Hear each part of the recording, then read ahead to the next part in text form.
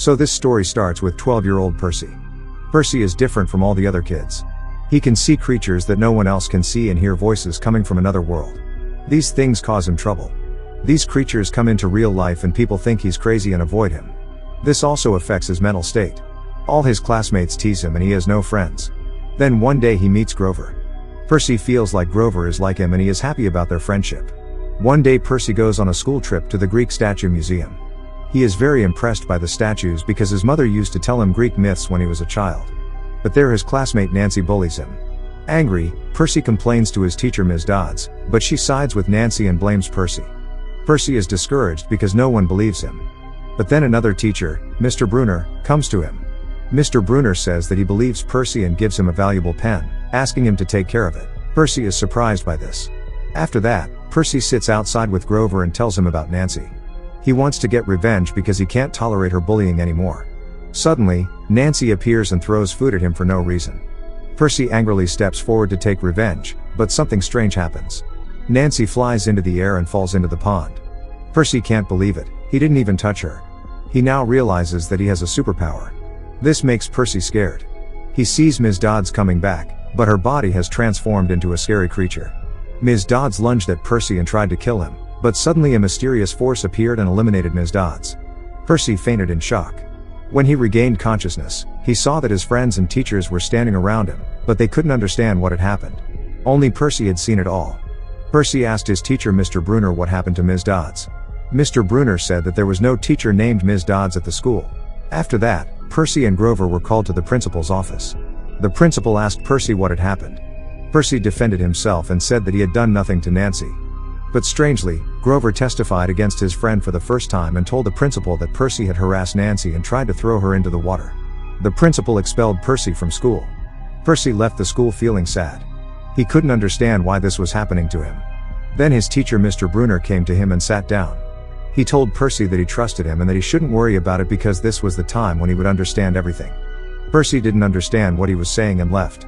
A while later, Percy came back home frustrated. He saw that his stepfather was sitting at home as usual. His stepfather had been unemployed for a long time and had lost all his money gambling.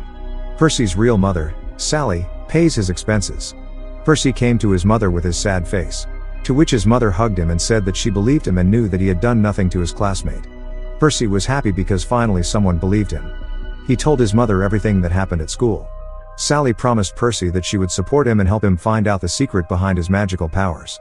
Percy feels like an outsider, always different from the rest. No one understands him, except for the strange things he sees. His mother Sally seems to know what's going on, but she doesn't say anything. She just suggests they go to their cabin for the holidays.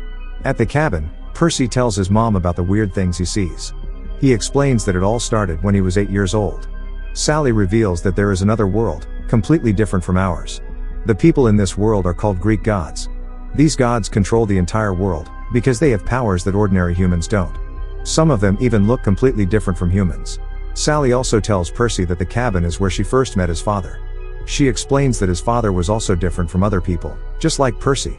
At first, Sally didn't understand what was going on, but then her husband told her that he was actually the king of that other world. Sally then admits that the stories her husband told her about the Greek gods were actually true, not just stories or anecdotes. She explains that when a king from the other world marries a human, their child is half human and half god. These children have special powers. This is why Percy sees strange things and has powers he can't control. And this is why he is the only one who can see the creatures of the other world. He is in between both worlds, and there is a veil that prevents ordinary humans from seeing all this. Sally also tells Percy that he is in danger because the bad guys from the other world target children like him, just like the teacher Mrs. Dodds. Percy finds out that his teacher Ms. Dodds was not a human being, but a monster from the underworld. Percy is shocked and starts arguing with his mother that she is lying. Then there is a knock on the door and Percy and his mother Sally open it. Grover is standing at the door. Grover tells Percy that he is in danger and his body suddenly transforms into that of a goat. Then Grover tells Percy that he is a mythical creature and was born in the underworld. After that, the three of them quickly get into the car and run away. On the way, Grover tells Percy that he has been with him for the past many years to protect him because it was his duty. Percy asks Grover why he testified against him at school, to which Grover replies that Percy had to leave school because the evil creatures have broken down the wall between the two worlds and they want to kill Percy. Then Grover tells Percy that he is taking him to Half-Blood Camp, which is in the underworld. This is a place for children who are half human and half mythical creature. There they are taught to develop their powers. Then suddenly, a mythical creature Minotaur comes after them and attacks them. Sally tells Percy to go with Grover to the underworld.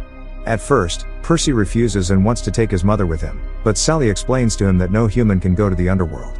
And then Sally starts fighting the Minotaur, but unfortunately the Minotaur kills her. Percy is devastated by his mother's death. In anger, Percy's pen turns into a sword and he fights the Minotaur. Percy defeats the Minotaur, but passes out from exhaustion. The next day, Percy opens his eyes in the underworld, where he slowly starts to look at the world around him. Then he sees Mr. Brunner, who now appears to be half human and half horse. Percy realizes that Mr. Brunner was also a mythical creature and he trains children in the underworld. Then Mr. Brunner tells Percy about the underworld and Half-Blood Camp. To which Percy now slowly starts to accept this new world and tries to understand his powers. Mr. Brunner then tells Percy that Underworld has 12 rulers and each ruler has their own unique powers. They control everything in Underworld together, even weather and nature. Then he explains that Half-Blood Camp is divided into 12 cabins. Each cabin houses children of a specific ruler. There are also some children whose ruler fathers have not accepted them. Percy is one of those children. Percy is sad about this because his father Poseidon does not accept him. Mr. Brunner tells him that Poseidon is one of the most powerful rulers of the underworld and has created a special cabin for Percy and other children like him. He then tells Percy that he must do something big and wonderful to earn his father's respect. A little later, Percy meets Luke. Luke is the best warrior at camp, and is the son of Hermes, the god of time. Luke also tells Percy more about camp. Then, by mistake, Percy bumps into Clarice, a bully girl at camp. Clarice dislikes Percy because he killed the Minotaur, one of the most powerful monsters in the underworld. Percy then begins training at camp but feels like he is not good as the other children. One night, Percy is walking around when Clarice and her friends meet him. Clarice threatens Percy that if he doesn't accept that he didn't kill the Minotaur, she will trouble him. Percy still tells the truth, but Clarice doesn't believe him. Then suddenly, Clarice and her friends push Percy into the toilet water. But suddenly, the water disappears and comes back and soaks Clarice and her friend. Everyone runs away scared. Suddenly, a girl named Annabeth appears in front of Percy and says she's different from the other kids. She proposes that Percy join her team in the game happening the next day. Percy agrees. The next day, before the game, Percy asks Luke about the game. Luke explains that both teams need to steal the other team's flag. Luke also says that weapons will be used, but the most important thing is not to kill anyone. Percy gets scared because Clarice hates him a lot and wants to hurt him. Within a few minutes, the game starts and both teams begin fighting violently. Percy gets scared and runs away. Suddenly, Clarice and her friends appear in front of Percy and try to attack him. Percy tries to reason with them, explaining that it's forbidden to kill in the game, but Clarice is angry and determined to hurt him. Suddenly, the power inside Percy awakens and he starts fighting back. He breaks Clarice's magical spear. And in the end, Percy's team wins. Just then, Annabeth appears in front of Percy and shoves him into the lake. Percy asks her what she's doing, but suddenly Percy realizes his wounds have healed. Annabeth smiles and reveals that Percy's father has officially accepted him. At night, Mr. Brunner comes to meet Percy because Percy's father has accepted him. Mr. Brunner wants to tell Percy something important. They say that Percy's father's brother's name is Zeus and he is the king of the gods. There has been enmity between Zeus and his father for years. Mr. Brunner tells Percy that Poseidon attacked Percy's mother, Sally, and tried to kill her. Hearing this, Percy gets angry and swears revenge on his father. Mr. Brunner explains that Percy is still too young and needs to learn how to control his powers. Then, Percy agrees with Mr. Brunner and decides to focus on controlling his powers. Percy learns that there has been enmity between Zeus and Hades for years because Zeus's magical spear has been stolen. Zeus thinks that Percy stole the spear, but Percy is surprised because he didn't do anything like that. Mr. Brunner explains to Percy that he believes him, but the problem is that Zeus will declare war on all the kings and kill Percy if his spear is not returned. Percy has to help them because he proved his abilities in the game today. But Percy doesn't know how he can help them. Then Mr. Brunner explains that there is also Hades, the third brother of Zeus and Poseidon, who is the god of the underworld and death. Hades is considered the most dangerous ruler in the world because he uses evil powers to fulfill his desires. Mr. Brunner suspects that Hades stole the spear. Then he asks Percy to go to the underworld and bring back the spear. But Percy doesn't want to put his life in danger because he has never seen his father and is not interested in helping him. Suddenly, Grover joins the conversation and tells Percy that his mother is still alive, but Hades has imprisoned her in the underworld. Percy is shocked to hear this and immediately agrees to go to the underworld and save his mother. The next day, Percy goes to see a fortune teller who gives him some advice before he goes on the mission. The fortune teller's spirit leaves his body, and warns Percy that the person he trusts the most will betray him and sabotage the mission. Percy is scared to hear this. A little later, Mr. Brunner calls a meeting of children and teenagers and asks Percy to choose 2 companions who will go with him on the mission. Percy chooses Annabeth and Grover. Mr. Brunner explains that the entry to the underworld will be through a portal located in Los Angeles. He advises Percy to be careful on the way because evil creatures will be watching the mission and trying to kill him. Percy, Annabeth, and Grover board a bus to Los Angeles. They are trying to reach the portal to the underworld to save Percy's mother. At a stop along the way, Annabeth gets off to buy snacks. In the parking lot, she sees a familiar figure, Dodds, the ghost of Percy's old teacher Ms. Dodds. This is amazing, Dodds is still alive. Then Annabeth puts on her invisibility cap and sits on the seat next to Dodds on the bus. She asks Dodds what she wants from them. Dodds tells her to give Percy a message, but Annabeth refuses. She quickly alerts her friends and they all get off the bus before Dodds can harm them. The 3 continue on their way to the portal. They think Dodds has left them, but she suddenly appears in front of them. Then another woman appears from the other side. Her face is covered. Her name is Medusa, and they all quickly avert their eyes. Medusa was once an ordinary girl who lived in the underworld, but she was cursed by the goddess Athena and turned into a monster. Anyone who looks into Medusa's eyes turns to stone. However, Medusa assures them that she is hiding her face and offers Percy and his team to hide in her house until the monsters leave the area. Then Percy remembers the story of Medusa that his mother told him when he was a child. He remembers that Medusa was once a very innocent girl, but after being cursed, evil forces took over her. He decides to trust her this time because he believes there is still good in her. He and his friends go to her house and Percy asks her what happened to her. Medusa tells him that she once loved and trusted his father Poseidon. But one day he took advantage of her by force. And when the queen found out, instead of punishing Poseidon, she punished Medusa. Athena cursed Medusa to be a very ugly woman and turned her hair into snakes. Anyone who looks at her face turns to stone. The king and queen of the underworld could not oppose Athena's decision because she is the goddess of justice and strength, and any decision she makes is always considered right. Annabeth, who knew about Poseidon, gets irritated with Medusa and interrupts her by calling her a liar, at which Medusa smiles and goes to the kitchen to cook. She calls Percy to help her and she says that his friends will leave him. She offers him a chance to stay with her forever and become her king. Percy is tempted, but he knows he can't stay there. He tells Medusa that he has to save his mother. And he can't betray his friends. So Percy rejects Medusa's proposal and runs away with his friends. Medusa angrily takes off her hat and goes looking for them to turn them into statues. Meanwhile, Percy and his friends are hiding in a basement full of people turned to statues by Medusa. Suddenly Medusa appears in front of them, but Annabeth quickly puts her hat on Medusa's face. Percy cuts off Medusa's head with his sword. Percy comes out with Medusa's head and shows it to Ms. Dodds, who immediately turns into a statue. Then Percy puts Medusa's head in a box and sends it by magical mail to Mount Olympus, the home of the rulers of the underworld. The next day Percy and his friends are on a train to Los Angeles. The trip will take them 2 days. Now the next day on the train, they leave their seats and go to another compartment to eat. They are talking about demons when an officer interrupts their conversation and takes them to their sleeping compartment. They are shocked to see the room completely destroyed. The officer accuses them, but they deny it. Then the officer points them to a lady standing behind them, where the lady claims to have seen them destroy the room. They all fail to recognize the lady. Then the officer takes them to the dining compartment and orders them to stay there because they are now under arrest. The witness lady sits with them and tells that she knows they didn't destroy the room, but she lied to them to talk to them alone.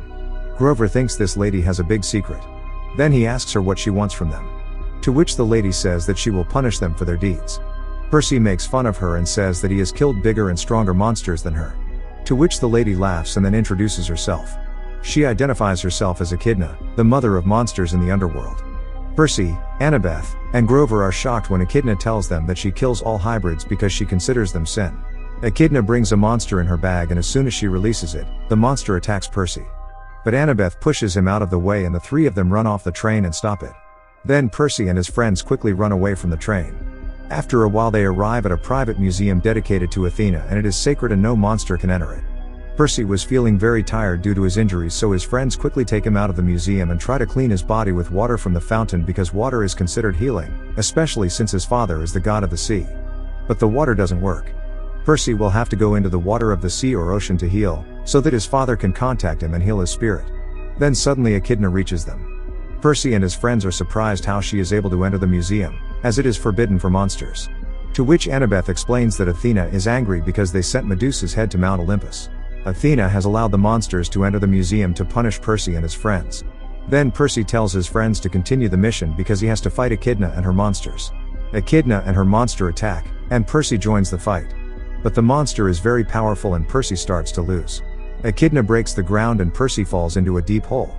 He tries to save himself as he falls, but fails and falls into the sea. Suddenly, a sea nymph appears before Percy, who has been sent by Poseidon and heals him of his injuries. Meanwhile, the police arrive at the museum and investigate the damage. Annabeth and Grover are worried about what might have happened to Percy. Then Annabeth sees 3 old women strangely. These are the 3 Moirai, or goddesses of fate, who decide the fate of everyone in life. The Moirai warn Annabeth that Percy will face a difficult choice that will cause him to lose either himself or one of his friends. Then it turns out that these are the 3 goddesses who control the thread of fate. The first goddess protects the thread. The second goddess changes the length of the thread, that means she decides fate. The third goddess cuts the thread, meaning she ends life. Then Percy comes out of the water and meets his friends. Annabeth hugs him and he says he met the sea goddess. The goddess told him to go to Santa Monica because his father is waiting for him there. They set off on foot because they have to avoid the police. Along the way, Percy says he realized that his father loves and cares for him. Now he is ready for this dangerous mission, even though it will be very difficult. Suddenly, they hear the sound of a motorcycle and hide. Annabeth tells them the story of the 3 goddesses and explains that cutting the thread is a bad omen, meaning one of them could die.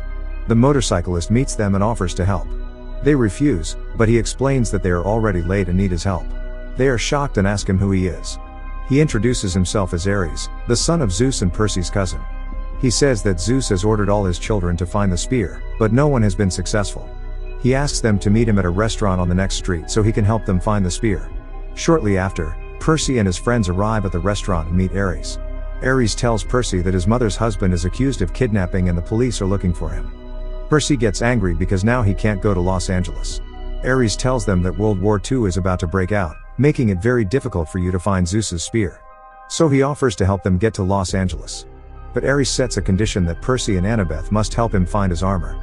The armor is hidden in a closed amusement park nearby. Percy agrees and goes to the park with Annabeth. They leave Grover with Ares so that he can make sure that he is not cheating on them. Now it is night and Percy and Annabeth reach the park. They find the place very scary. It turns out that the park was built by a king named Hephaestus. The park is magical and they have to be careful here because they can be cursed. Percy and Annabeth go through a tunnel and see the story of Hephaestus on the walls. Hephaestus was not handsome, so he was made fun of.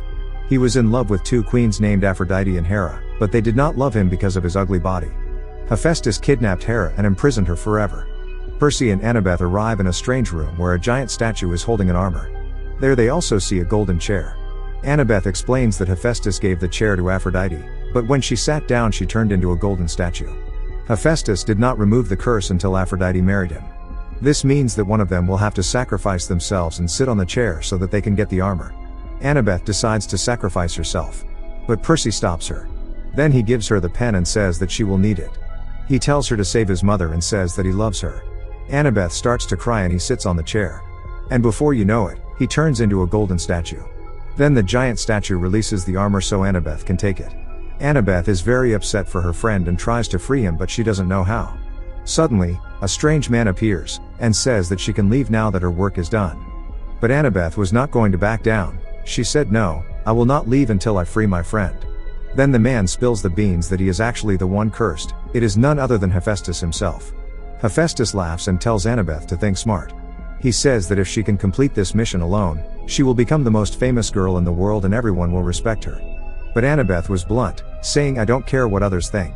It doesn't make sense to be famous or respected if I have to lose my loved ones." Hephaestus is very impressed by Annabeth's words and immediately breaks Percy's curse. Annabeth jumps for joy and they both thank him. Hephaestus says that he should be the one thanking them because Annabeth saw things he had overlooked. And yes, his mother must be proud of him too. After that, they meet Ares and return his shield. Ares says, "Thanks, but I still have one promise left to fulfill." Then he puts them in a car and takes them straight to Vegas, Nevada. He tells that they will meet Hermes there, who is the king of time and can help them get to Los Angeles. But he also says show him some respect, he's the father of time, if he's in a bad mood he can kill you too. Ares gives them some money and supplies for the mission and then leaves. Annabeth and Percy talk to Luke with the help of some magic thing and tell him that someone from their camp might have stolen the lightning. They also tell him about all the craziness that happened that day. Luke suspects Clarice. Percy wanted to tell her that they were going to meet his father Hermes, but Annabeth quickly hung up the call. She said that they should not tell Luke this because Luke hates his father very much. Because Luke thinks that his mother was killed because of their mistake. The next day, Percy and his friends arrive in Las Vegas. Annabeth warns them not to eat anything there because all the food there is mixed with lotus flowers. This flower temporarily takes away people's memories and they have no sense of time. Percy thinks that he can convince Hermes to side with him and introduce him to his son.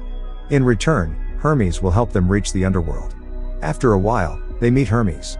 Hermes knows why they have come because he can see all the events of the past, present and future. But he says that he cannot help them because this mission is very dangerous.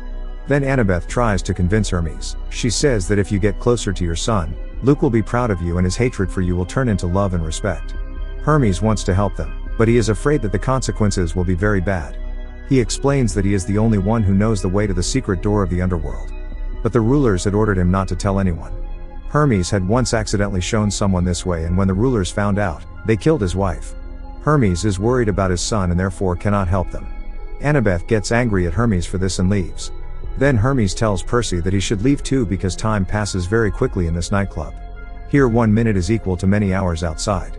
So Percy quickly finds Annabeth and Grover and tells them that they only have 48 hours left. At which Annabeth gets angry because she thought they had only spent half an hour here. She tries to stop time by waving her hand in the air so that their mission does not fail, and she had also stolen Hermes' car keys so that they could escape.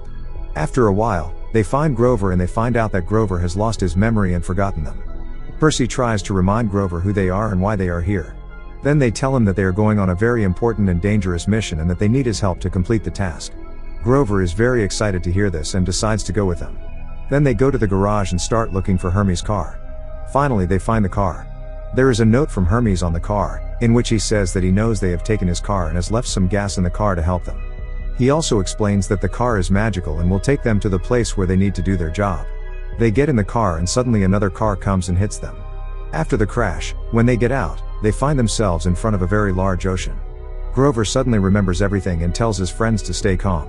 Percy and his companions meet a mermaid who tells him that your father is very proud of you and has seen everything you have done for him.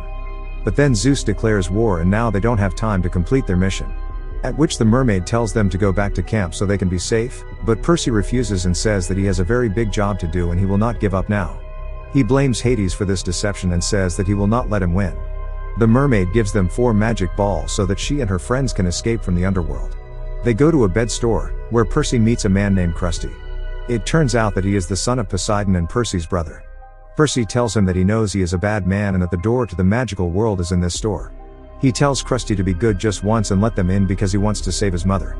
Krusty offers him a bed to sleep in at first, but Percy refuses because he knows that all the beds are cursed. And if he falls asleep he will be trapped there. Then the man tells them that no one who goes to the underworld can come back, and he tells them to reconsider, but they don't care and they leave. Then Percy and his friends see a door in front of them. When they go inside, they find themselves in the underworld, a scary and dark world where they are all scared. Then they see that many dead people are standing in a long line, waiting for Hades to take them to their place.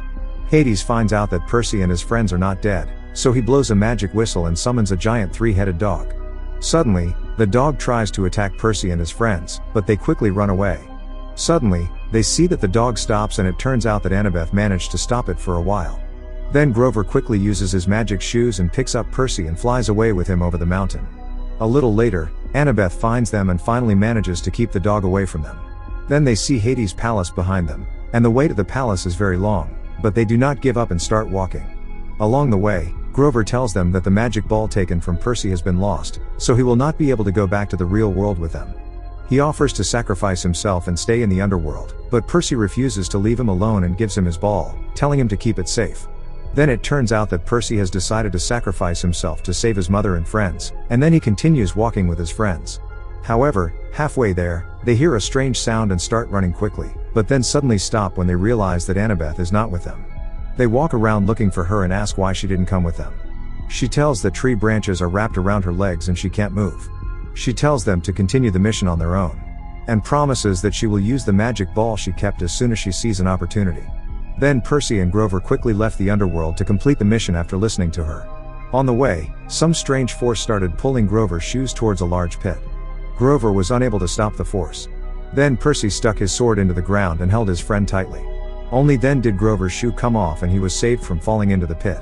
At the same time, Percy heard something rattling from his bag.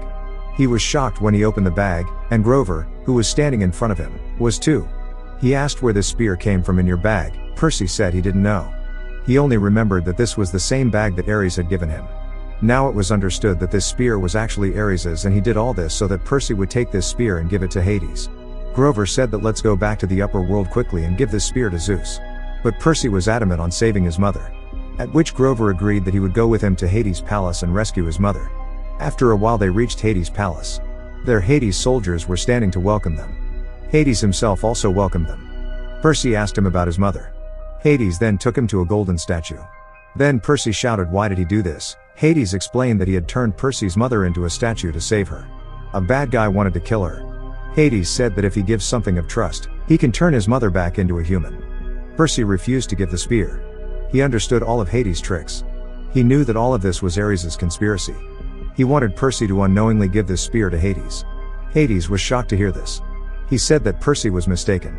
He is not looking for the spear, but for the stolen helmet. The same person who stole the spear also stole the helmet. He was doing all this to make his brothers fight. Percy kept thinking who would benefit from this. Then he realized it was Kronos' trick. He is the father of Hades, Poseidon, and Zeus, whom these three brothers have imprisoned in a pit under the world. It is clear that Kronos was communicating with his outside allies. They were the ones who were helping him get out of this jail. His motive was to fight his three sons and finish them off so that he could sit on the throne again. But it was difficult to do it alone. Ares was helping him in this. Obviously Percy was surprised. He told Hades that he would return his helmet if he released his mother. Then Percy and Grover returned to their world with the help of that magic ball. There they found that Annabeth had already arrived. But suddenly they saw Ares coming. Percy started fighting him, but he was much stronger than him. Just then a huge wave came and hit Ares. Percy saw his chance and fought him and defeated him. Then Ares admitted defeat and returned the helmet. After that Percy heard a voice from the house in front of him. When he went inside, he saw Dodds, whom he thought was dead. Dodds said that he was keeping an eye on him at Hades' behest because he suspected that he had stolen his helmet. Percy took the helmet and told Dodds to make Hades fulfill his promise to him. Then Percy asked his friends to go back to camp. But he had to go to Mount Olympus to return the spear to Zeus. Annabeth was worried that Zeus would harm him because he thought demigod children were sinful. So he suspected that Percy had stolen the spear. But Percy assured her that everything would be fine.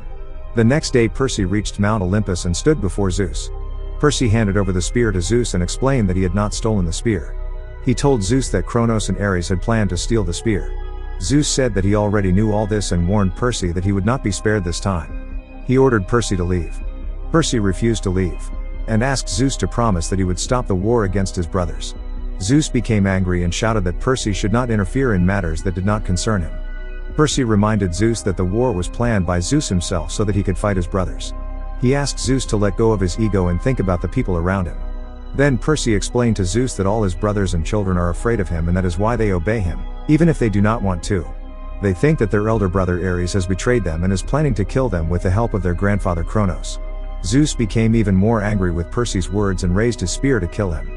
But at the same time, Poseidon, Percy's father, appeared in front of his brother and surrendered. He told Zeus that he would not fight. Zeus was surprised that Poseidon was defending his son, even though he was a hybrid child, which Zeus considers a sin. Then Poseidon reminded his brother of his daughter, Helen, a hybrid warrior who was one of the bravest and strongest warriors of her generation.